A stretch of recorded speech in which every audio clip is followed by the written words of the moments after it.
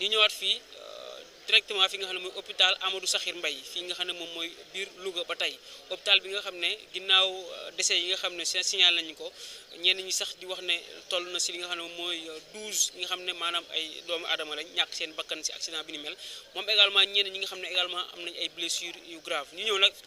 fas yéene jox kaddu ñi nga xam ne mu doon tiis nag ak naqar mu doon métti trop si njabootu Sénégal jox kàddu ñi nga xam te ñoom ñoo gënoon jege ñi nga xam te ñoo ñax seen bakkan muy les familles yi nga xam ne tey ñoo fi nekk tey ak ñenn ñi nga xam tamit ñëw nañ pour maye si deret pour ñenn ñi nga xam ne dañaa ñàkk deret bu bëri si li nga xam ne mooy accident bi ni mel ñu jël seen kàddu taraan ko seen kàddu ñu wax ñu lan lañ xalaat si mbir yi ak lan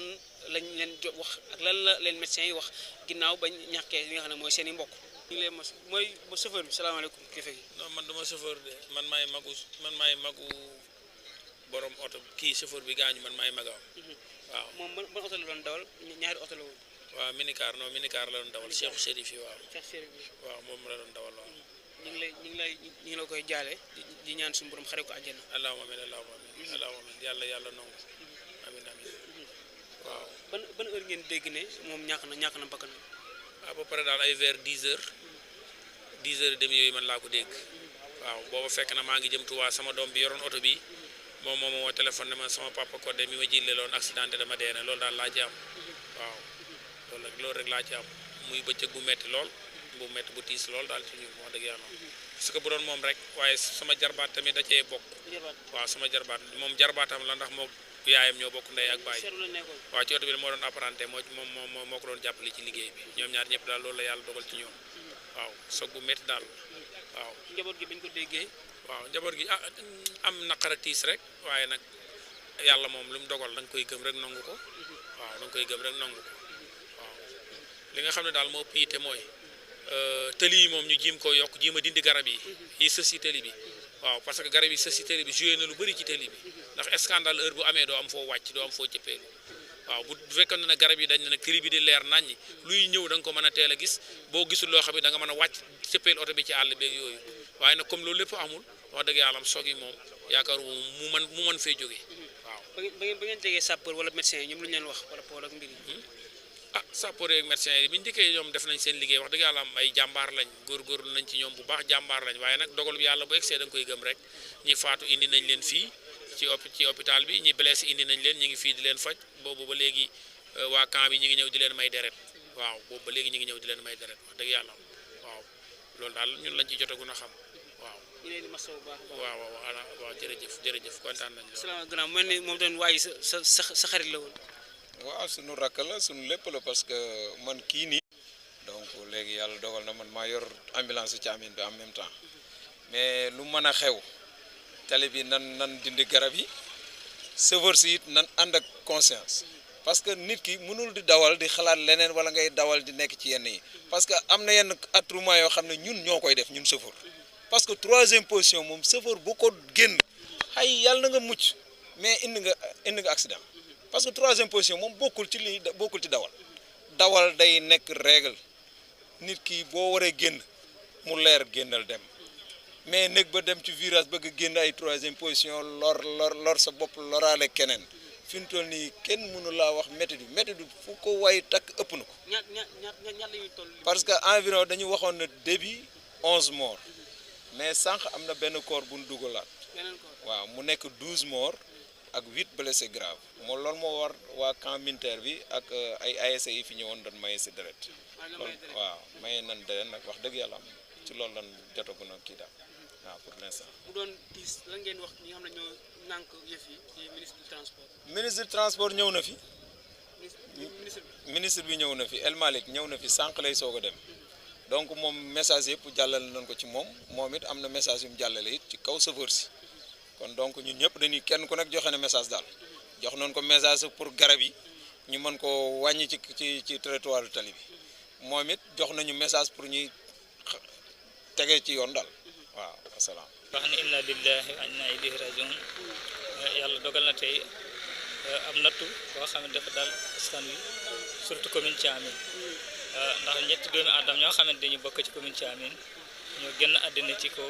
benn accident bu am ci yoonu Dakar barrière Thiamène bu am accident ci yoonu Dakar kenn ki mu ngi tudd Amara Ba du dëkk Torjo sa mbokk la sama jarbaar la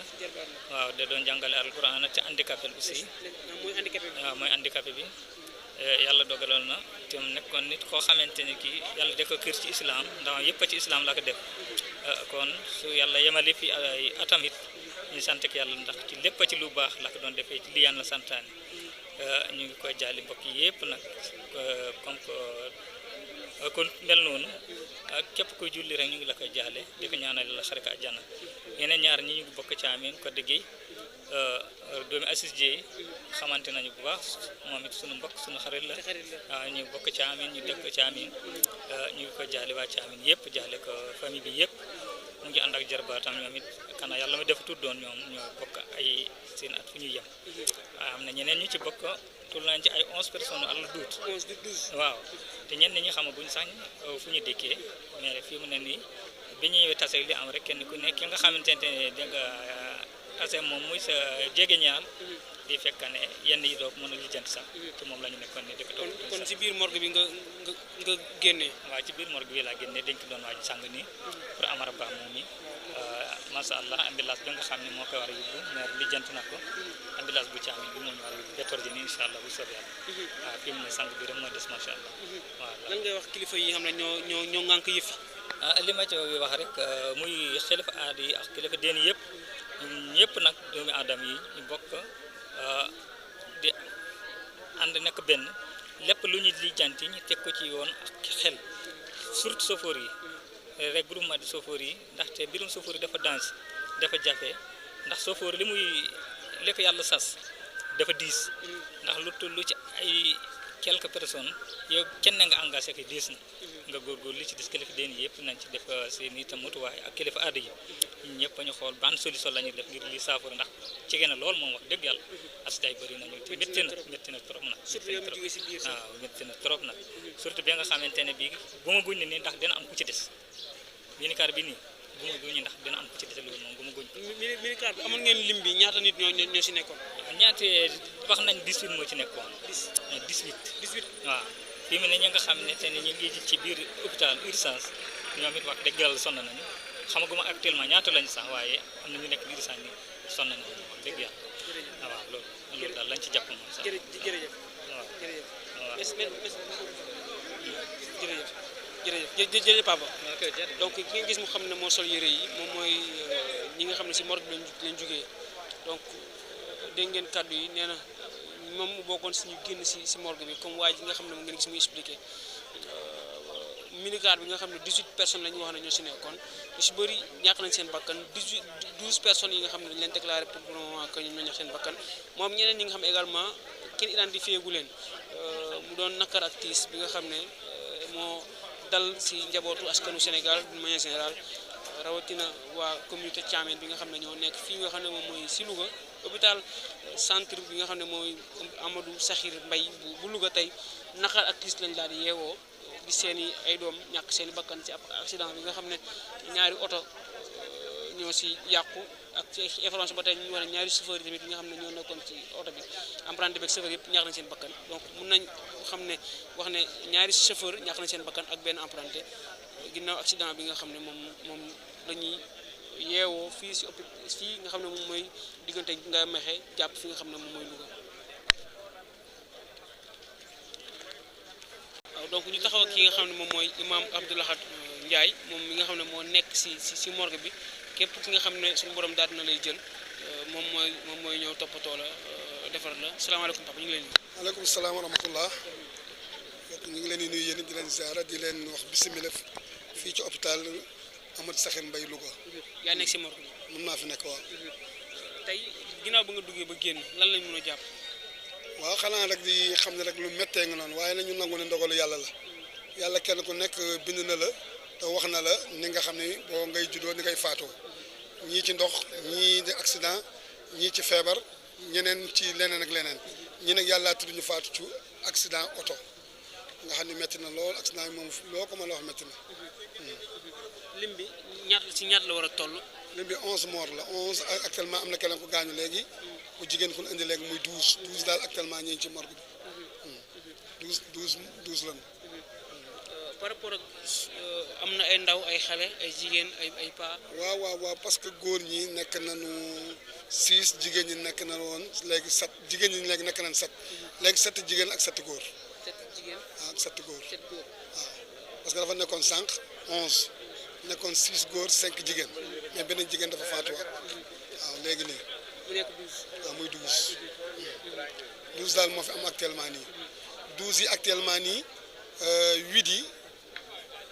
gis nañ seen i mbokk 4 yi ñoo des. 4 ñoo des ñoo des. ba ñenn yenn blessures yi méttiwul lool. waaw métti na nag moom franchement bu fekkee dëgg ni ndax oto bu mag bu dalee ci oto bu ndaw day métti na foo ko takk rek métti na waaye nag loolu yàllaa ko dogal. yan kàddu ngay yëkkati pour masawu ñi nga xamante ne ñooy seen njaboot yi. waaw masawu leen nag xam ne lii ndogal suñu borom la rek ñoo xam ne nag yàlla moom ku mu bind ku ne am na fu mu la jaaralee ni lii moo lay yóbbu waaye daal man damay ñaaxaat suñu chauffeur ñu def ndànk di daw ndànk def ndànk 3e position yi nii génn buñ ko yàggee génn dégg dana bari ñaareeli garab yi nga xam ne ñoom ñoo sës ci tali yi nan koy moytandiku parce que tey booy bi ne wax nañ ni mënoon na moytu mais amul fu mu wàcce ndax garab yi mais sa amoon fu mu wàcc day daw moytu camion bi waaye amu ko loolu moo waral tey mu dal ci koom dal bu métti man daal li ma la bëgg a xamal mooy métti na fa métti yem métti na fa moo tax tey le ministre ñëpp teew si nañu waaw. ministre bi ay kàddoom dal na kàddoom daal nee na moom ci boppam nee na incha allah dana jël décision la képp ku fiirati ku rey ku defati choc ñu nangu sa permis waaw te xam naa bu ñu ko nangoo dañ koy aj loolu ministre bi wax na ko tey bi mu daan jóge fii waaw El Malick waaw man d'accord naa ci ak moom parce que kun téye sa permis keneen téye permis bu ëllëgee da nga téye ba nga xam da nga naan su ma defee choc dana nangu sama permis kon daal loolu daal laa ci amoon ay kàddu rek. jërëjëf papa ñu ngi leen sant di leen gërëm. fàttali tur bi sant bi. Cheikh Abdoulahad Ndiaye imam nekk fii ci mosquée lavage meurtrière maa ko yor fi à Louga inconnu ak ñëpp maa leen yor fii ci Louga di jàngale ñu niy sang néew ak ñëpp ci dëkk bi. jërëjëf papa donc imam Ndiaye moom ñi nga xam ne moom mooy ñu ñàkk seen bakkan moo leen di sang donc mu doon ki nga xam ne jàmbaar la si mbir yi suñu borom tamit daal di koy gën a dëgëral cër yi may ko wër moom tamit ginnaaw liggéey bi nga xam ne moom moo koy def. ginnaaw ñu ngi lay masoon fàttali tur beeg sant bi. Mouhamed Thiam. maa ngi dëkk Louga. nekk président bu dikkee de temps ya fii ci Louga waaw. bu mel ni dama ñëwoon bokk si ñi nga xam ne day ñëwoon pour maye deret ginnaaw accident bu métti bi nga xam ne am na fi. waaw sànq la ñu déggoon nouvelle mu mel ni ma ne nag nañ fi yegg xool tamit ñun ñu doxal ci suñu participation ci wàllu maye deret ak yeneen yoo xam ne liñ ci war a taxawee ci nit yi ci am loraange ñu taxaw leen waaw xale yi nag ñëwoon nañ ci am na ñuy maye deret am na ñoo xamante ne tamit ñu ngi rang ba léegi waaw te lu métti la li fi am lu métti la mais sant yàlla la rek. ba ministre bi ñëwee. ay kàddoom. lan lañ war a yokkaat pour li ñu mel dañ koy amati. waaw ñoom toujours su lii amee seen i kàddu dañuy ñëw rek wax dem mais su jàllee day mel na dañuy nelaw parce que mbir il faut toujours ngay xool lan moo koy waral di am parce que depuis bi mu amee daaw ci heure yi ñu bari loro ci ba changer heure bi ñuy war a doxee ci transport bi mais ba léegi mu ngi gën a bari mais nag war nañu xoolaat lan mooy problème bi ndax ci ñi ñuy joxee oto ñoom moo mënul dawal wala li ñuy dawee moo baaxul parce que loolu war nañ ko seetaat ba xam lan mooy problème bi parce que dafa bari temps yi daaw ci heure yi la lu gën a pire li la amoon ren tamit lii mu ngi am ba léegi war nañu xoolaat lan mooy problème bi tey waaw du ñëw rek def sa discours génn dem sa yoon su ngeen demee bu passé ñaar fan ñetti fan ñu noppi jeex na mais dañu war a xool lan mooy problème bi bu dee li ñuy joxee nit yi oto di dawal moo baaxul ñu xoolaat bu dee tamit ñi ñuy jox oto yi ñoo matawul pour mun a dawal oto mun a moytu ñu xoolaat ñañ lañu war a jox transport bi ñu gérer ko ak ñiy def montage ci yoon bi te war nañu xool oto yi li ñuy doxee ndax baax na wala baaxul mais toujours yii di am bu ñu ñëwee def seen discours dem jeex na dootoo déggaat lenn ba muy amaat tamit nga gisee leen loolu tamit war nañ ko xoolaat. famille yi tamit ñi fi ñëw mu doon ay mbokk yi ñoo fi gaañu. waaw famille yi tamit dañoo dégg seen i mbokk rek gaañu nañ ñëw di tamit ñaan nit yi lu mel ni bu xewee rek na ñëpp daw ñëw wàllu si ñi fi loru ñoo xam ne dañoo manqué deret ñoo xam ne dañoo manqué tamit moyen pour mun a faju mun nañ leen ñëw taxaw jàppale leen parce que ñun ñëpp ay jullit lañu te am yi bariwul ñit yi tamit li ñuy yoree bariwul su ñu amee ku leen taxawul tamit day xaw a métti il faut ñit yi gën a solidarité seen biir ñi ñëw di maye deret dindi seeni alal tamit du ci boole pour dimbali hôpital yi mun a taxaw yu mel ni jërëjëf. gannaaw ban yéen kàddu bu woon sànni. da nga am mbokk bi si génn àdduna. waaw am naa suñu mbokk bu jógee Pire ñëw fii. nu mu tudd. gis nga ci Amadou Sow. Amadou Sow. moom si ban oto la nekkoon. ci oto bi def kii bi. ci oto bi def accident bi. si la nekkoon. waaw. ñu ngi lay masawu. sànq rek daa gis ma ñu wax ne affaire def métti daal bu ñu ko waxat métti demee nii bu kii wax rek war ngeen xool ba sofoor yi ngeen wax ak ñoom nguur gi toppatoo ci gi wax ak ñoom parce que affaire bi ñu demee daaw de léegi def métti accident yu méttee métti ñaar daal lii kam raafal ay nit la kon nag yéen daal yéen la ñuy wax daal jàpp nañu ci wax ak ñoom wax ak ñoom mënuñu ci wax dara yéen a ci mën a wax loolu laa ci mën a wax. sa rakk la wala sa mag la. kii suma mbokk la rek. sa mbokk la. ñu lay masawu bu baax ñu lay masawu. ñi nga gis ni ñu toog ñëpp waa famille gars yi la ñi nga xam ne tey ñoo ñàkk seen i mbokk ñi seen i rakk ñi seen i mag ñi seen i yaay ñi seen i papa donc ministre bi également bu ñu yem si un discours politique ñëw wax dem après beneen coow ñëwaat ñu fàtte mbir yi donc loolu doon na si nga xam ne dañ koy ñaawlu si mbir yu mel accident ak li koy faj du wax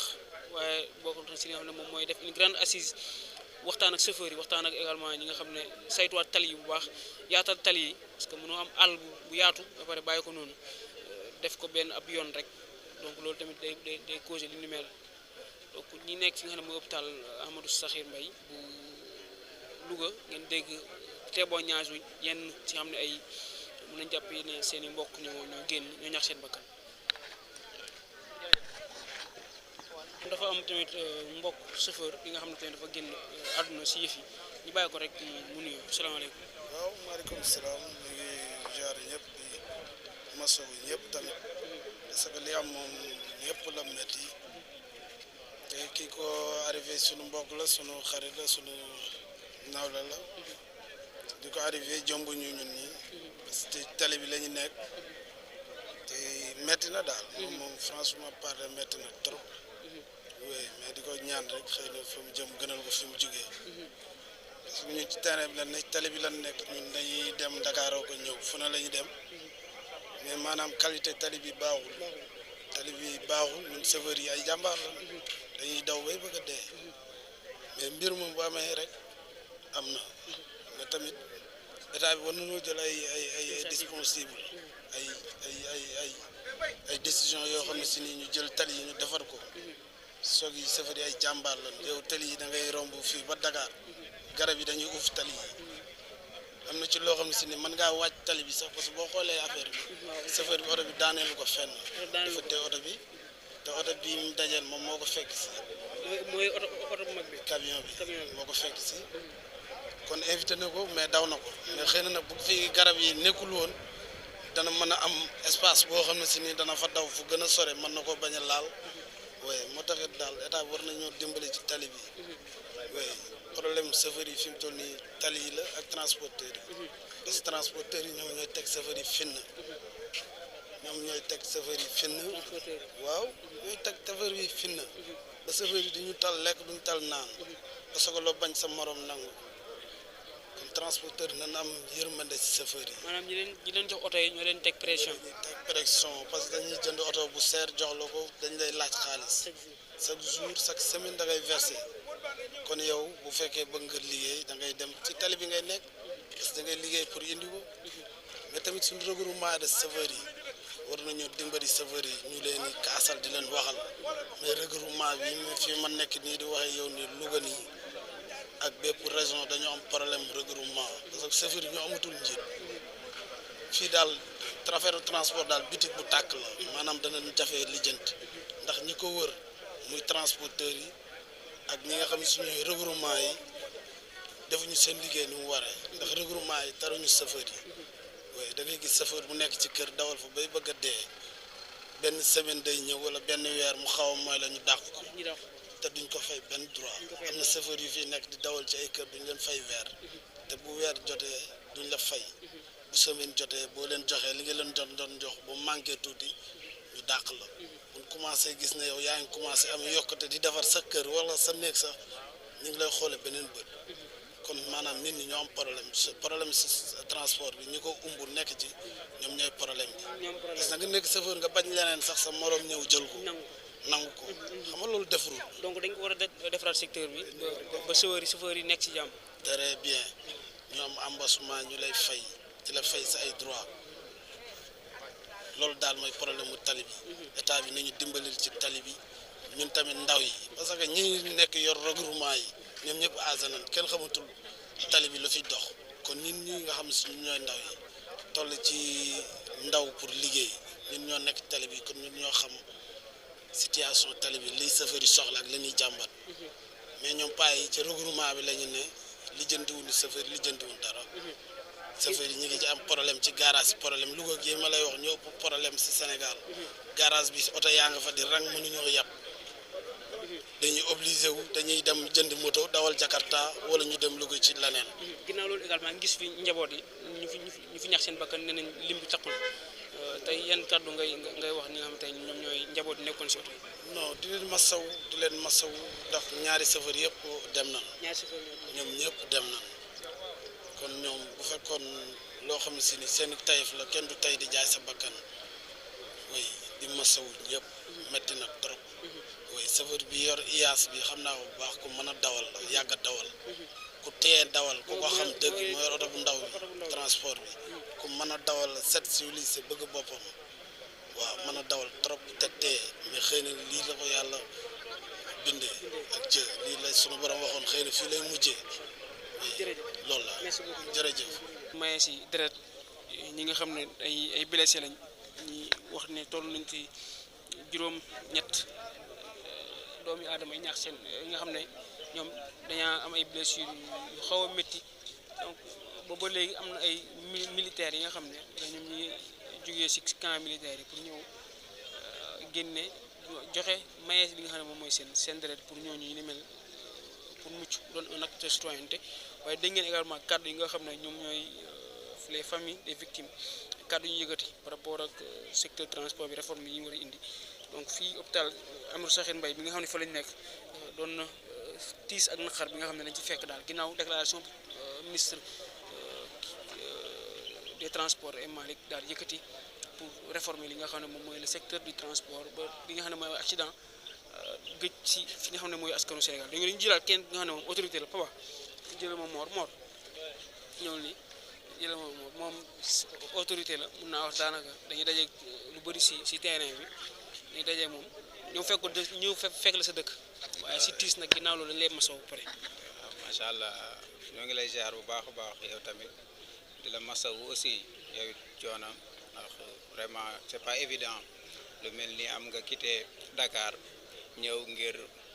wane li nga xam si ne moom moo am fii nii muy tiis bu méttee tiis boo xam si ne ñun Sénégal gépp mën naa ne ñoo ko bokkandoo dund. mu amee tamit foo xam ne si ne mën naa ne mooy sama base parce que man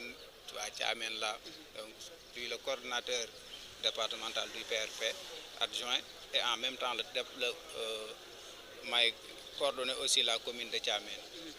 ci parti ba moom si ne mooy parti PRP bu Déthié Fall. kon chauffeur bi génn àdduna xamoon nga ko. xamoon naa ko bu baax a baax kon de xamoon naa apprenti bi aussi. parce que fa laa jànge foofu laa amee BFM. donc dëkk bu ma miin la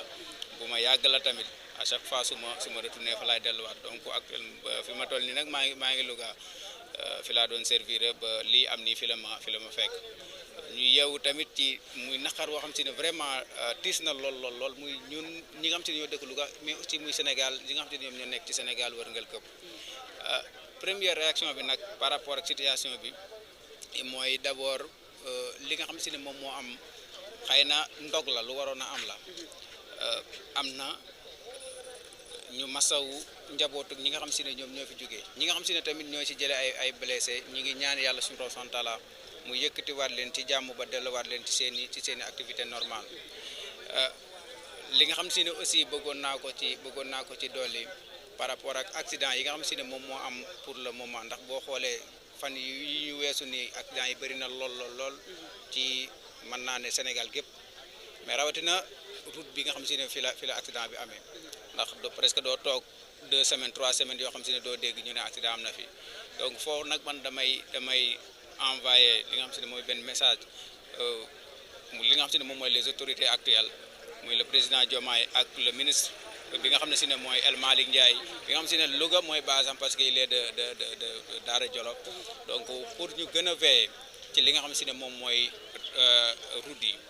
beneen bi it mooy comme ni mu ko waxee léegi que ne accident bi ni mu demee situation la boo xam si ne ki nga xam si ne mooy borom camion bi moo doon dépassé ci foo xam ne si ne boo woon a dépassé ndax loolu je pense ñoom ñi nga xam si ne ñoom ñoo fi nekk tey war nañu xool naka la ñuy def ba gérer li nga xam si ne moom moo jëm ci côté bu demee noonu ndax suñ ko deful tamit accident yi dafay gën di yokk nit ñi aussi dañuy gën di te loolu dafay gën di indi ay jéyee ci li nga xam si ne moom mooy réew mi te loolu wax dëgg yàlla nekkul loo xam si ne kenn ku ne ci ñun moo ñu gënal ndax suñu sañoon comme ni mu amee woon ci tabaski gi presque dégguñu benn accident ba tabaski gi jàll parce que boobu ñoom ñëpp dañu wàccoon sur le terrain def le tout ba sécuriser ko pour man nag loolu war nañ ci delluwaat beneen bi mooy chauffeurs yi tout comme ñoom ñi nga xam si ne ñoom ñoo yore wàllu biir sécurité biir réew mi ñu fexewaat ba li nga xam si ne noonu la transport bi demee woon auparavant ñu jéem a xool naka la ñuy wut ay solution pour delloo ko ci ndax soo xoolee accident yu si bëree bëri li ko waral mooy chauffeurs yi heure bi ñu jóg dañuy jugandoo te suñu jugandoo wàccandoo ci teint ci route yi dañuy njëkkante pour ay clients te njëkkante bi ñuy njëkkante client le plus souvent dafay indi ay jéye loolu li ko waral mooy heure bi ñu leen may ñu koy départ heure boobu noonu muy 4 heures du matin 5 heures du matin ñoom ñëpp suñu génnandoo donc route bi dafay bloqué wu léegi nag loolu man dama jàpp ne état war na xoolaat naka la ñuy defaat ba delloowaat bu njëkk comme ni mu demee woon oto yi di départ minuit wala ñuy départ au moins 1 heure du matin su ko defee ñi mën a départ 1 heure du matin ñi mën a départ 2 heures ñi mën a départ 3 heures man je pense que ne suñu delluwaatee ci yu mel noonu ba pare fexe montant si ñi nga xam si ne ñoom ñooy les foyers les FDS jéem di taxaw toujours ci tali yi di xool naka la ñuy def ba kuy daw yenn vitesse yi ñu jéem a xool naka lañ koy sécurité loolu daal jàpp naa ne man sama xalaat buñ ci delloo au moins dina am lu mu wàññi ci li nga xam si ne moom mooy accident yi nga xam si ne nekk na loo xam si ne bari na lool ci li nga xam si ne moom mooy route Sénégal yi. asalaamaaleykum wa rahmatulah wa barakatuh merci beaucoup. jërë ngeen jëf li moo nekkoon li nga xam ne mooy témoignage yi ginnaaw naqar tiis bi nga xam ne mu wàcc tey fii nga xam ne mooy si région bu Louga rawatina fi nga xam ne fi lañ nekk di hôpital Amadou Sakhir Mbaye bu Louga dégg ngeen kàddu ñi nga xam ne tey ñoom ñoo nekk si morgue yi ki nga xam ne moom moo géré wàllu lavage mortuaire yi ak lim bi nga xam ne wax na ko maanaam juróom fukk ak ñaari doomu aadama ñàkk seen bakkan maanaam juróom benn góor ak juróom benn jigéen ak ñaari chauffeur yi nga xam ne ñàkk na seen bakkan ak emprunté bi donc laataa loolu tamit am na ñeen ñi nga xam ne sonn nañ lool trop ba jamono ji ñuy wax ak yéen sax ñoom daanaka militaires yi wala ñi nga xam te ñooy gendarmerie ñooy ñëw wala askan yi nga xam ne ñoo nañ engagé wu ñooy ñëw jël seen i deret ñu daal di leen di may deret pour ñu daal di mën a mucc donc également ministre bi El Malick Ndiaye ñëw na fii kat ay kàddoom lu mu njëkk a wax rek bokkoon na si li nga xam ne mooy accident su amatee lu ñu mel dañuy nangu permis bi nga xam ne tey moom mooy chauffeur bi ñoo tamit ñu am si responsabilité emprunté am si responsabilité ñu ne si garage yi également am si responsabilité waaye également di massawu ñi nga xam ne ñoo si ñàkk seen i njaboot di wax dal ndànk daw ndànk li ñu mel gëj ci askanu Sénégal